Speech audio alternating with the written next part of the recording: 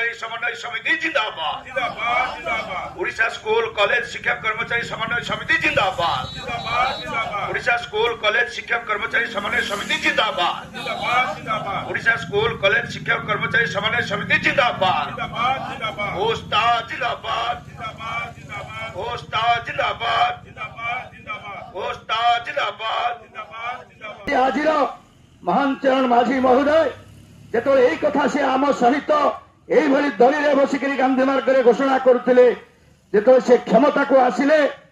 आज 2 वर्ष धरिक ये शिक्षक जाति पाखे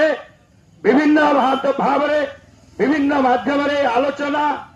एवं आंदोलन एवं धारणा प्रतिवाद समस्त प्रकार कार्यक्रम करथिले मध्य ये शिक्षक जातिर शिक्षा यतनर ये समाज व्यवस्थार ये शिक्षा व्यवस्थार कौन से उन्नति ये सरकार आंतरिकता नहीं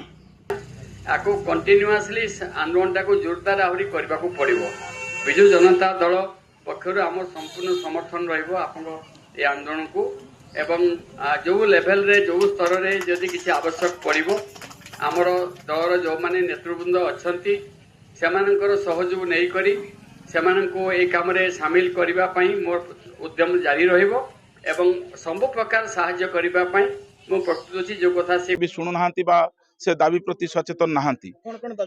आमर दाबी रही जो 194 विद्यालय रही से विद्यालय मानक 30 वर्ष धरी बेकार खटिले से शिक्षक मान दरमा दि जाऊ से विद्यालय पढ़ुवा छात्र छात्री मान सरकार तरफ मिलुवा मागणा पोशाक खाद्य एवं बाइसाइकेल इत्यादि समस्त सुविधा सुजोग दि जाऊ एवं न्यू एडेड स्कूल जोड़ाक घोषणा कर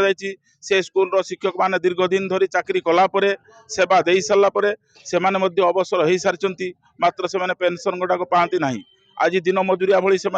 बिल खटुंट भत्ता टिके पाइबापी ब्लॉक ऑफिस दौड़ुंट लज्जार मुहमुड़ी पलि जाऊँगी टाही टापरा कर तुम स्कूल थिल प्रधान शिक्षक कि अन्य शिक्षक थिल तुम आस भत्ता पाई ये लज्जाजनक विषय एवं समग्र भारत वर्ष में केवल उड़ीसा गोटे राज्य जो राज्य कि यही कुत्सित प्रथा अच्छी शिक्षक मान लांछित कराए शिक्षक मान अवलुंठित कराए किंतु ए सरकार को आम चेतावनी देवाई चाहूँ जदि ए सरकार देइथिबा कथा को प्रतिश्रुति पालन न करती ताहले आगामी दिन में आमे जो पंचायत निर्वाचन आसीबो गाँ गाँ रे बुलिबू समस्त जनसाधारण को सचेतन करेबू ए सरकार को गोटे मिनिट रे मध्य तांको गादीच्युत करिया पई आज संकल्प नौछु।